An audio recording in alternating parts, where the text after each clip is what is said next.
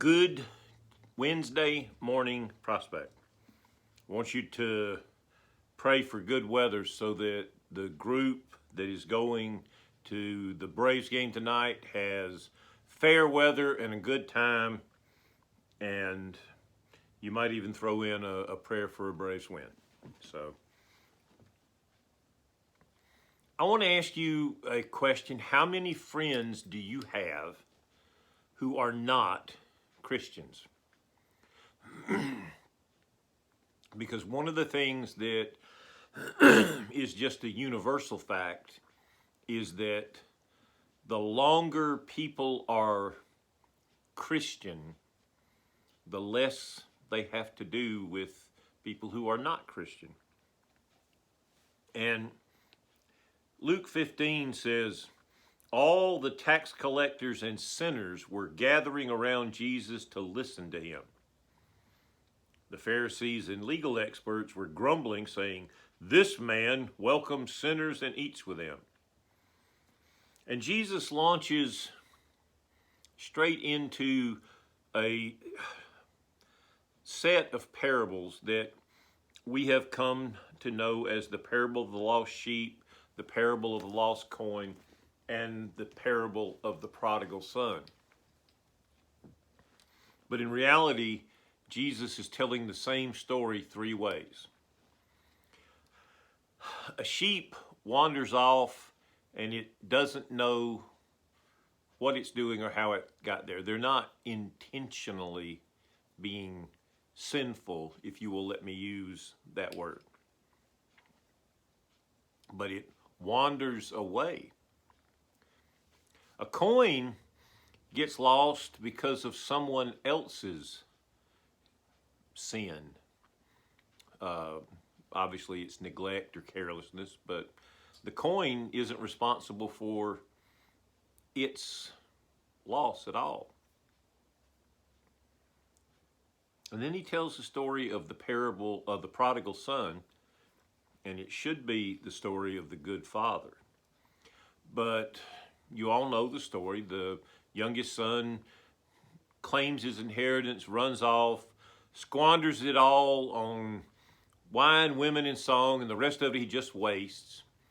He takes a job as a pig feeder, which is the worst job any good Jewish boy could have. And in the middle of a famine, he comes to his senses. But all of those stories are about the lost and what we need to be doing to reach out to the lost. When I was a member of the church in Blue Ridge, Georgia, I remember sitting at a year-end meeting. The pastor is a dear friend of mine. He's responsible for me actually being a Methodist minister. And the chair of our finance committee, I think it was, said, "We've had a wonderful year, and our pastor has brought in the right kind of people." And I watched, and I saw the pastor's face fall, because while the finance chair had intended it as a compliment, it was not.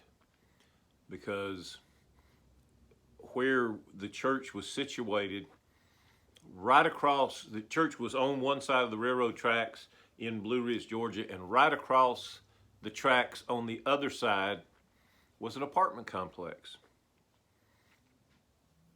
And nobody from the church ever went to that apartment complex. And I have never forgotten that, because that compliment hurt my friend. And so I go back to my original question. How many friends do you have who are not Christian?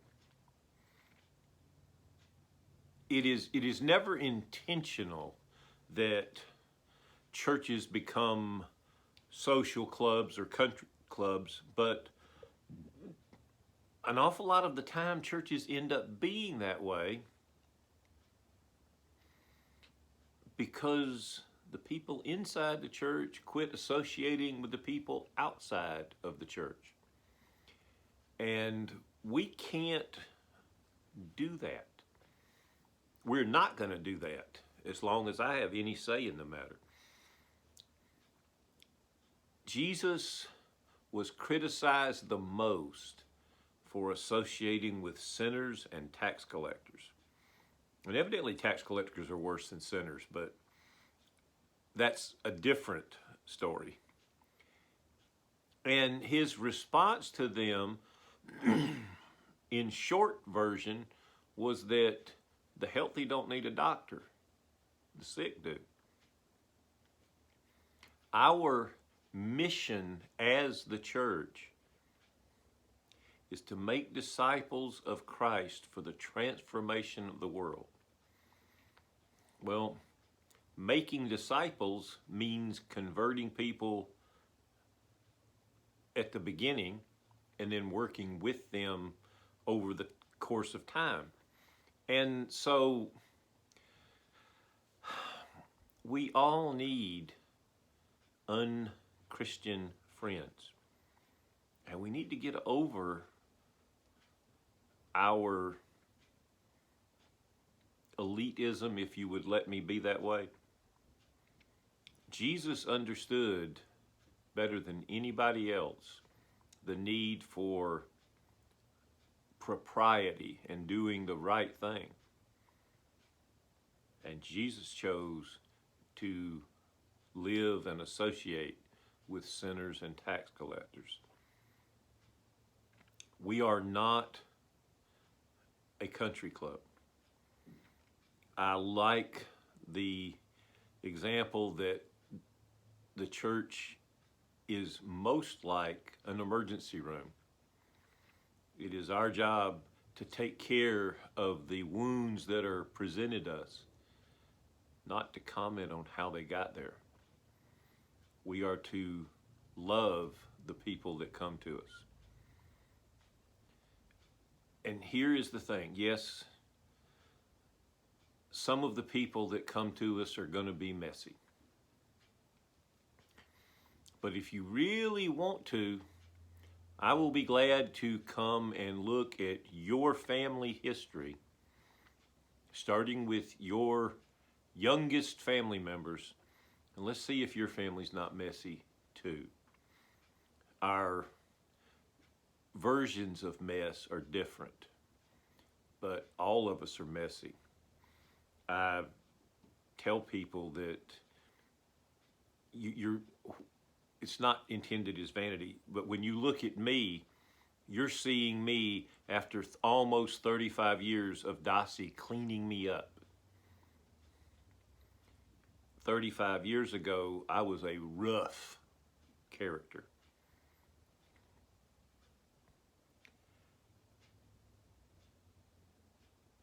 But I still remember that person, and I'm not offended by that person, and I think we need to pay attention to the rough edges in all of our families. We need to make them comfortable being in church.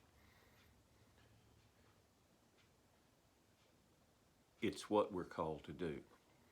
And it's part of how and what I feel God saying to me when I tell you that God has said it is time for the caravan to move on.